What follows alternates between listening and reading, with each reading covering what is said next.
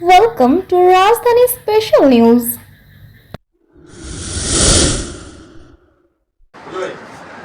मंचर बसुवा अतिथि मंचर बसुवा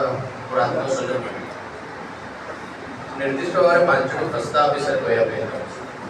जदिओ चाषी नुहे कि चाषी मान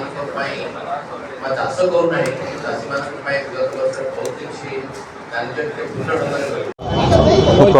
प्रदीप कुमार साहू राज्य कृषक मोर्चार social media and information technology राज्य कोऑर्डिनेटर अच्छी विगत दिन में बीजेपी विधायक प्रार्थी भी थी। आज्ञा आज जो कार्यकारिणी बैठक था कौन कार्यकारिणी बैठक मूल लक्ष्य था कौन निष्पत्ति देखो सरकार गठन होगापर भारतीय जनता पार्टी सरकार गठन होगापर कृषक मोर्चार प्रथम कार्यकारिणी रही। ये कार्यकारिणी में आम ये सरकार को धन्यवाद देवा सहित माननीय मुख्यमंत्री मोहन माझी को भी धन्यवाद देउछु। आज जो भाव में धानर मूल्य निर्धारण कर केंद्र सरकार देलापर 3100 टंका कर राज्य में से आम राज्य सभापति तरफ कृषक मोर्चा तरफ धन्यवाद अर्पण कराऊँ। बाकी आम केंद्र सरकार कृषक मानी जी उन्नतमूलक कार्यक्रम कर आज आम मोहन सरकार ये राज्य में कार्यकारी करने किसान सम्मान निधि ओडिशा आउ किसी संख्या बढ़े माननीय मुख्यमंत्री कहते हैं किसी आलोचना आलोचना तो है मुख्यमंत्री सहित आलोचना है निश्चित भाव में भी कृषि मंत्री सहित आलोचना है निश्चित संख्या बढ़ देखो ये योजना है कालिया योजना जो होती किसी लोग बाद पड़े किसी लोग बाद दे सठिक लोक कालिया योजना पाइबे कालिया योजना अंतर्भुक्त थी लोक कृषक सम्मान देवाई योजना कराई आम केंद्र सरकार को आपत्ति करूँ कालिया योजना बाद भी किसी चाषी रही से कृषक योजना सामिल करने किसान सम्मान निधि सामिल करने निर्वाचन पूर्व भी प्रतिक्रिया नहीं जरदम डबल इंजिन सरकार लोक जहाँ प्रतिश्रुति मिलता लोक आलू 100 टंका देखो ये गोटे यहाँ भावुं कि आउ को सरकार ये गोटे सामयिक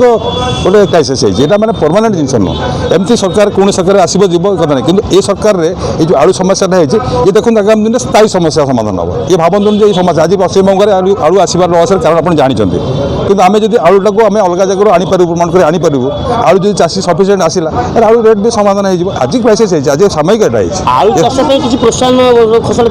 देखो बीजेपी सरकार में आलू मिशन जो भाई भाव में पैसा खर्च होती कहीं आलू मिशन उपकृत होना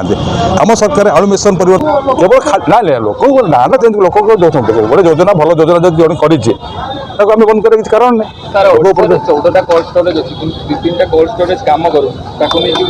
नहीं ओडिशा रे सब जगह कोल्ड स्टोर समीक्षा हम कोल्ड स्टोर कमी सब चलो आउ भी किसी कोल्ड स्टोर अधिक हाँ योजना चली गोटे सरकार 24 वर्ष अधिक समय धरिक ओडिशा शासन कले किंतु पनीपरिया बाबद आज पर्यंत आम ओडिशा स्वावलम्बी हो पारानी या बड़ी दुखदायक जंत्रणादायक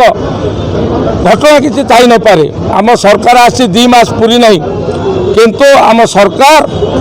शीतल भंडार प्रतिष्ठा करने टंकार व्यवस्था कर 58टा सब डिविजन कहीं ना आम चाषी आलू यदि काली फसल कर आलू को सुरक्षित रखापी शीतल भंडार व्यवस्था आम आज व्यवस्था कलुनी एवं ओडिशा राज्य को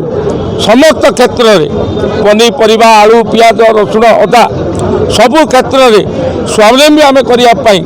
अन्य राज्य पर निर्भर करने आम सरकार व्यापक व्यवस्था कर आगामी दिन में करेंगे।